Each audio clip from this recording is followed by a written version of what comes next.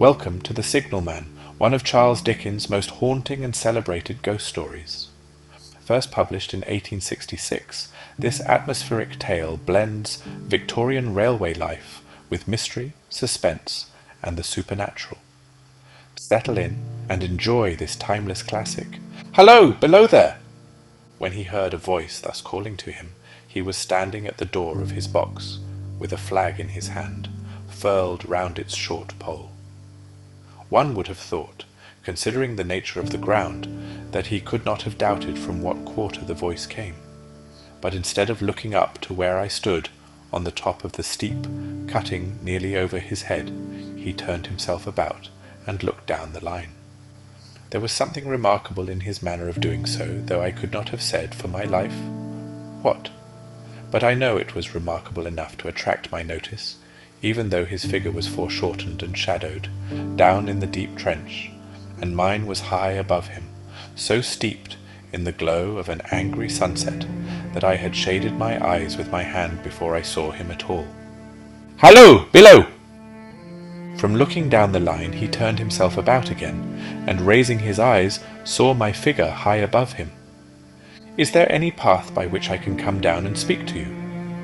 He looked up at me without replying, and I looked down at him without pressing him too soon with a repetition of my idle question. Just then there came a vague vibration in the earth and air, quickly changing into a violent pulsation, and an oncoming rush that caused me to start back, as though it had force to draw me down. When such vapour as rose to my height from this rapid train had passed me and was skimming away over the landscape, I looked down again and saw him refurling the flag he had shown while the train went by. I repeated my inquiry, after a pause during which he seemed to regard me with fixed attention. He motioned with his rolled-up flag towards a point on my level, some 200 or 300 yards distant. I called down to him, "All right," and made for that point. There, by dint of looking closely about me, I found a rough zigzag descending path notched out, which I followed. The cutting was extremely deep and unusually precipitate. It was made through a clammy stone that became oozier and wetter as I went down. For these reasons, I found the way long enough to give me time to recall a singular air of reluctance or compulsion with which he had pointed out the path. When I came down, low enough upon the zigzag descent, to see him again, I saw that he was standing between the rails on the way by which the train had lately passed, in an attitude as if he were waiting for me to appear. He had his left hand at his chin, and that left elbow rested on his right hand crossed over his breast. His attitude was one of such expectation and watchfulness that I stopped a moment, wondering at it. I resumed my downward way, and stepping out upon the level of the railroad, and drawing nearer to him, saw that he was a dark, sallow man, with a dark beard and rather heavy eyebrows. His post was in as solitary and dismal a place as ever I saw. On either side, a dripping wet wall of jagged stone, excluding all view but a strip of sky. The perspective one way, only a crooked prolongation of this great dungeon. The shorter perspective in the other direction, terminating in a gloomy red light, and the gloomier entrance to a black tunnel, in whose massive architecture there was a barbarous, depressing, and forbidding air. So little sunlight ever found its way to this spot, that it had an earthy, deadly smell, and so much cold wind rushed through it, that it struck chill to me, as if I had left the natural world. Before he stirred, I was near enough to him to have touched him. Not even then, removing his eyes from mine, he stepped back one step and lifted his hand. This was a lonesome post to occupy, I said, and it had riveted my attention when I looked down from up yonder. A visitor was a rarity, I should suppose, not an unwelcome rarity, I hoped. In me he merely saw a man who had been shut up within narrow limits all his life, and who, being at last set free, had a newly awakened interest in these great works. To such purpose I spoke to him, but I am far from sure of the terms I used, for besides that I am not happy in opening any conversation, there was something in the man that daunted me. He directed a most curious look towards the red light near the tunnel's mouth, and looked all about it, as if something were missing from it, and then looked at me. That light was part of his charge, was it not? He answered in a low voice, "Don't you know it is?" The monstrous thought came into my mind as I perused the fixed eyes and the saturnine face, that this was a spirit, not a man. I have speculated since whether there may have been infection in his mind. In my turn, I stepped back, but in making the action, I detected in his eyes some latent fear of me. This put the monstrous thought to flight. "You look at me," I said, forcing a smile, "as if you had a dread of me." "I was doubtful," he returned, "whether I had seen you before." "Where?" He pointed to the red light he had looked at. "There," I said. Intently watchful of me, he replied, but without sound, "Yes." "My good fellow, what should I do there? However, be that as it may, I never was there, you may swear." "I think I may," he rejoined. "Yes, I am sure I may." His manner cleared like my own. He replied to my remarks with readiness and in well-chosen words. Had he much to do there? Yes, that was to say, he had enough responsibility to bear.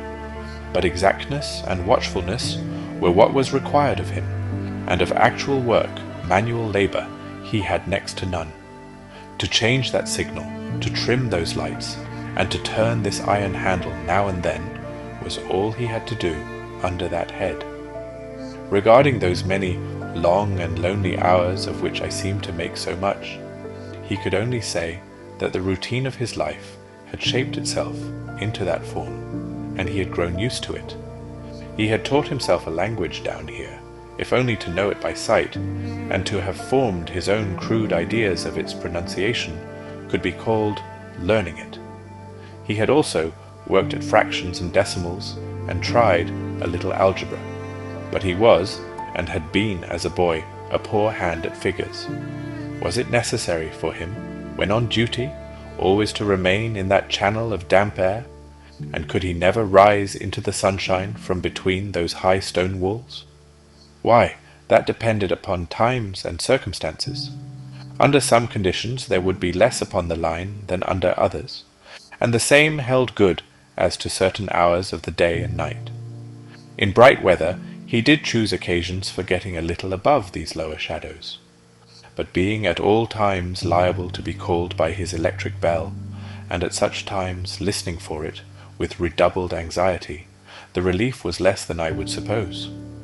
He took me into his box, where there was a fire, a desk for an official book in which he had to make certain entries, a telegraphic instrument with its dial face and needles, and the little bell of which he had spoken.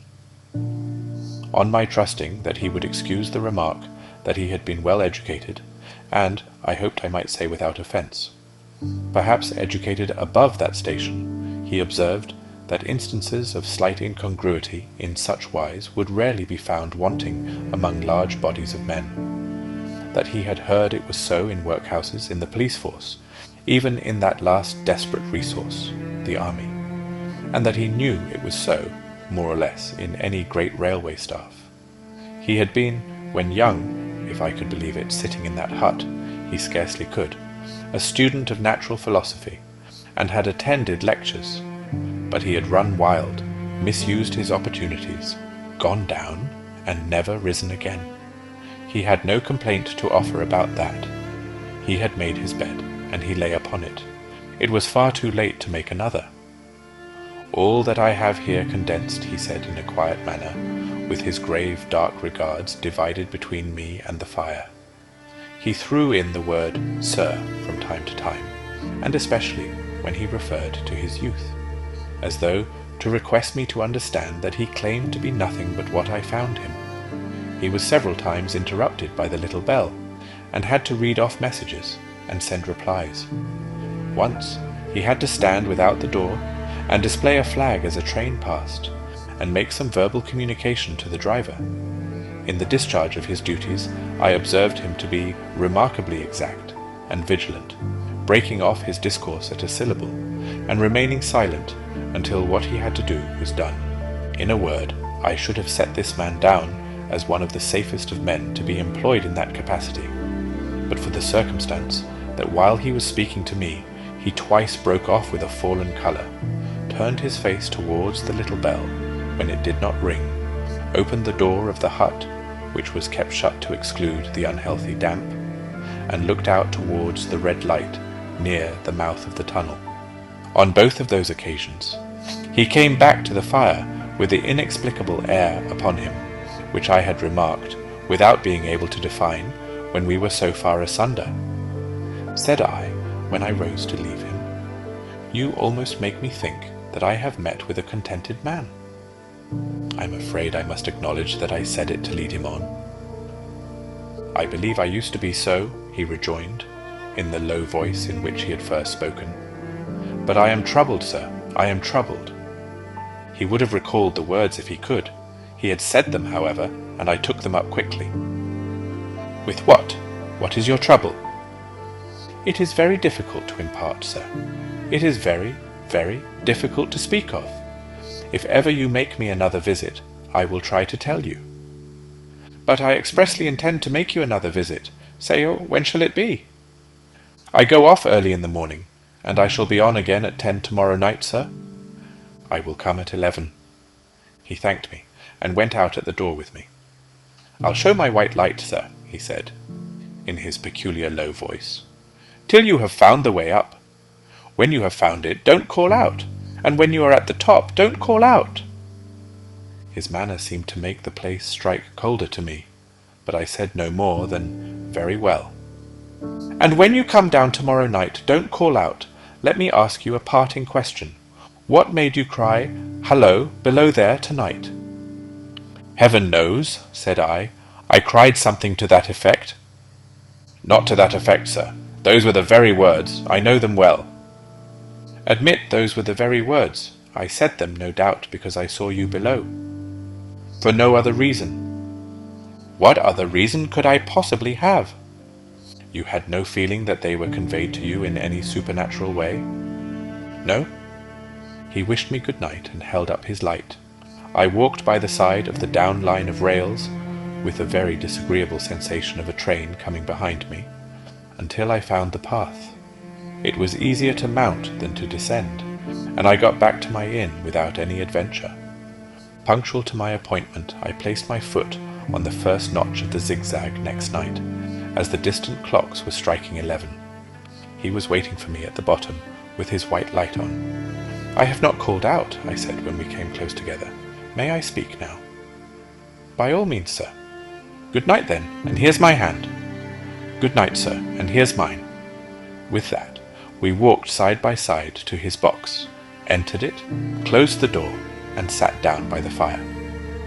"I have made up my mind, sir," he began, bending forward as soon as we were seated, and speaking in a tone but a little above a whisper, "that you shall not have to ask me twice what troubles me. I took you for someone else yesterday evening. That troubles me." "That mistake? No, that's someone else." "Who is it?" "I don't know." "Like me?" "I don't know. I never saw the face. The left arm is across the face and the right arm is waved, violently waved, this way." I followed his action with my eyes, and it was the action of an arm, gesticulating with the utmost passion and vehemence. "For God's sake, clear the way!" "One moonlight night," said the man, "I was sitting here when I heard a voice cry, 'Hallo, below there!'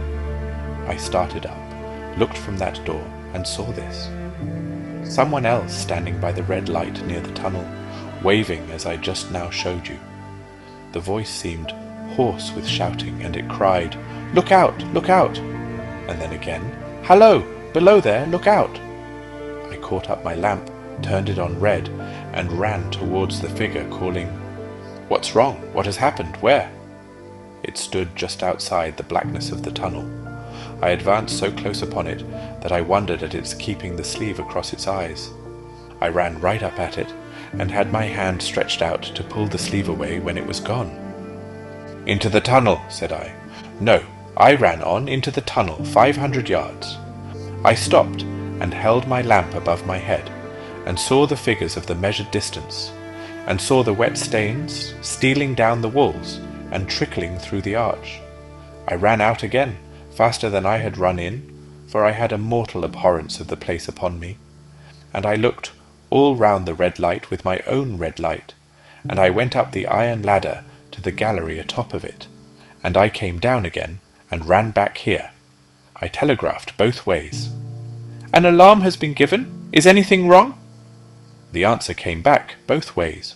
"All well." Resisting the slow touch of a frozen finger tracing out my spine, I showed him how that this figure must be a deception of his sense of sight, and how that figures, originating in disease of the delicate nerves that minister to the functions of the eye, were known to have often troubled patients, some of whom had become conscious of the nature of their affliction, and had even proved it by experiments upon themselves. "As to an imaginary cry," said I, "do but listen for a moment to the wind in this unnatural valley, while we speak so low, and to the wild harp it makes of the telegraph wires." "That was all very well," he returned, after we had sat listening for a while, "and he ought to know something of the wind and the wires, he who so often passed long winter nights there, alone and watching." But he would beg to remark that he had not finished. I asked his pardon, and he slowly added these words, touching my arm: "Within 6 hours after the appearance, the memorable accident on this line happened, and within 10 hours the dead and wounded were brought along through the tunnel over the spot where the figure had stood. A disagreeable shudder crept over me, but I did my best against it. It was not to be denied, I rejoined, that this was a remarkable coincidence, calculated deeply to impress his mind, but it was unquestionable that remarkable coincidences did continually occur, and they must be taken into account in dealing with such a subject. Though to be sure, I must admit, I added, for I thought I saw that he was going to bring the objection to bear upon me. Men of common sense did not allow much for coincidences in making the ordinary calculations of life. He again begged to remark that he had not finished. I again begged his pardon for being betrayed into interruptions. "This," he said, again laying his hand upon my arm and glancing over his shoulder with hollow eyes, "was just a year ago. 6 or 7 months passed, and I had recovered from the surprise and shock when one morning, as the day was breaking, I, standing at that door, looked towards the red light and saw the spectre again." He stopped with a fixed look at me. "Did it cry out?" "No, it was silent." "Did it wave its arm?" "No, it leaned against the shaft of the light with both hands before the face, like this." Once more I followed his action with my eyes. It was an action of mourning. I have seen such an attitude in stone figures on tombs. "Did you go up to it?" "I came in and sat down, partly to collect my thoughts, partly because it had turned me faint. When I went to the door again, daylight was above me, and the ghost was gone." "But nothing followed? Nothing came of this?" He touched me on the arm with his forefinger twice or thrice, giving a ghastly nod each time. "That very day, as a train came out of the tunnel, I noticed, at a carriage window on my side, what looked like a confusion of hands and heads, and something waved. I saw it just in time to signal the driver, 'Stop.' He shut off and put his brake on, but the train drifted past here 150 yards or more. I ran after it, and as I went along, heard terrible screams and cries. A beautiful young lady had died instantaneously in one of the compartments, and was brought in here and laid down on this floor between us." Involuntarily I pushed my chair back, as I looked from the boards at which he pointed to himself. "True, sir, true. Precisely as it happened, so I tell it you." I could think of nothing to say to any purpose, and my mouth was very dry. The wind and the wires took up the story, with a long, lamenting wail. He resumed, "Now, sir, mark this, and judge how my mind is troubled. The spectre came back a week ago. Ever since, it has been there, now and again, by fits and starts. At the light, At the danger light! What does it seem to do? He repeated, if possible with increased passion and vehemence, that former gesticulation of "For God's sake, clear the way!" Then he went on, "I have no peace or rest for it. It calls to me for many minutes together, in an agonized manner, 'Below there! Look out! Look out!' It stands waving to me. It rings my little bell." I caught at that. "Did it ring your bell yesterday evening, when I was here, and you went to the door?" "Twice?" "Why, see," said I, "how your imagination misleads you. My eyes were on the bell, and my ears were open to the bell, and if I am a living man, it did not ring at those times. No, nor at any other time, except when it was rung in the natural course of physical things by the station communicating with you." He shook his head. "I have never made a mistake as to that yet, sir. I have never confused the spectre's ring with the man's. The ghost's ring is a strange vibration in the bell that it derives from nothing else, and I have not asserted that the bell stirs to the eye. I don't wonder that you failed to hear it, but I heard it." "And did the spectre seem to be there when you looked out?" "It was there, both times," he repeated firmly. "Both times. Will you come to the door with me and look for it now?" He bit his underlip, as though he were somewhat unwilling, but arose. I opened the door and stood on the step, while he stood in the doorway. There was the danger light. There was the dismal mouth of the tunnel. There were the high wet stone walls of the cutting. There were the stars above them. "Do you see it?" I asked him, taking particular note of his face. His eyes were prominent and strained, but not very much more so, perhaps, than my own had been when I had directed them earnestly towards the same spot. "No," he answered, "it is not there." "Agreed," said I. We went in again, shut the door, and resumed our seats. I was thinking how best to improve this advantage, if it might be called one, when he took up the conversation in such a matter-of-course way, so assuming that there could be no serious question of fact between us, that I felt myself placed in the weakest of positions. "By this time you will fully understand, sir," he said, "that what troubles me so dreadfully is the question, what does the spectre mean?" I was not sure, I told him, that I did fully understand. "What is its warning against?" he said, ruminating, with his eyes on the fire, and only by times turning them on me. "What is the danger? Where is the danger? There is danger overhanging, somewhere on the line. Some dreadful calamity will happen. It is not to be doubted this third time, after what has gone before. But surely this is a cruel haunting of me. What can I do?" He pulled out his handkerchief, and wiped the drops from his heated forehead. "If I telegraph danger, on either side of me, or on both, I can give no reason for it," he went on, wiping the palms of his hands. "I should get into trouble, and do no good. They would think I was mad. This is the way it would work. Message: danger! Take care! Answer: what danger? Where? Message: don't know, but for God's sake take care! They would displace me. What else could they do?" His pain of mind was most pitiable to see. It was the mental torture of a conscientious man, oppressed beyond endurance by an unintelligible responsibility involving life. "When it first stood under the danger light," he went on, putting his dark hair back from his head, and drawing his hands outward across and across his temples in an extremity of feverish distress, "why not tell me where that accident was to happen, if it must happen? Why not tell me how it could be averted, if it could have been averted? When on its second coming it hid its face? Why not tell me instead, she is going to die? Let them keep her at home. If it came on those two occasions only to show me that its warnings were true, and so to prepare me for the third, why not warn me plainly now?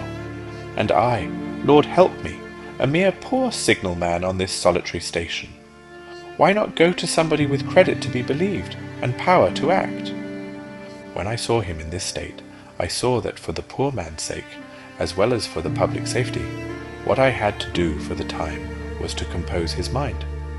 Therefore, setting aside all question of reality or unreality between us, I represented to him that whoever thoroughly discharged his duty must do well, and that at least it was his comfort that he understood his duty, though he did not understand these confounding appearances.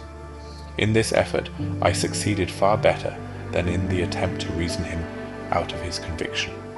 He became calm, the occupations incidental to his post as the night advanced began to make larger demands on his attention, and I left him at 2 a.m. I had offered to stay through the night, but he would not hear of it. That I more than once looked back at the red light as I ascended the pathway, that I did not like the red light, and that I should have slept but poorly if my bed had been under it, I see no reason to conceal. Nor did I like the 2 sequences of the accident and the dead girl. I see no reason to conceal that either. But what ran most in my thoughts was the consideration how ought I to act, having become the recipient of this disclosure. I had proved the man to be intelligent, vigilant, painstaking, and exact. But how long might he remain so in his state of mind? Though in a subordinate position, still he held a most important trust, and would I, for instance, like to stake my own life on the chances of his continuing to execute it with precision, unable to overcome a feeling that there would be something treacherous in my communicating what he had told me to his superiors in the company, without first being plain with himself and proposing a middle course to him. I ultimately resolved to offer to accompany him, otherwise keeping his secret for the present, to the wisest medical practitioner we could hear of in those parts, and to take his opinion. A change in his time of duty would come round next night. He had apprised me, and he would be off an hour or 2 after sunrise, and on again soon after sunset. I had appointed to return accordingly. Next evening was a lovely evening, and I walked out early to enjoy it. The sun was not yet quite down when I traversed the field path near the top of the deep cutting. I would extend my walk for an hour, I said to myself, half an hour on and half an hour back, and it would then be time to go to my signalman's box. Before pursuing my stroll, I stepped to the brink, and mechanically looked down from the point from which I had first seen him. I cannot describe the thrill that seized upon me, when, close at the mouth of the tunnel, I saw the appearance of a man with his left sleeve across his eyes, passionately waving his right arm. The nameless horror that oppressed me passed in a moment, for in a moment I saw that this appearance of a man was a man indeed, and that there was a little group of other men standing at a short distance, to whom he seemed to be rehearsing the gesture he made. The danger light was not yet lighted. Against its shaft a little low hut, entirely new to me, had been made of some wooden supports and tarpaulin. It looked no bigger than a bed. With an irresistible sense that something was wrong, with a flashing, self-reproachful fear that fatal mischief had come of my leaving the man there, and causing no one to be sent to overlook or correct what he did, I descended the notched path with all the speed I could make. "What is the matter?" I asked the men. "Signalman killed this morning, sir." "Not the man belonging to that box?" "Yes, sir." "Not the man I know?"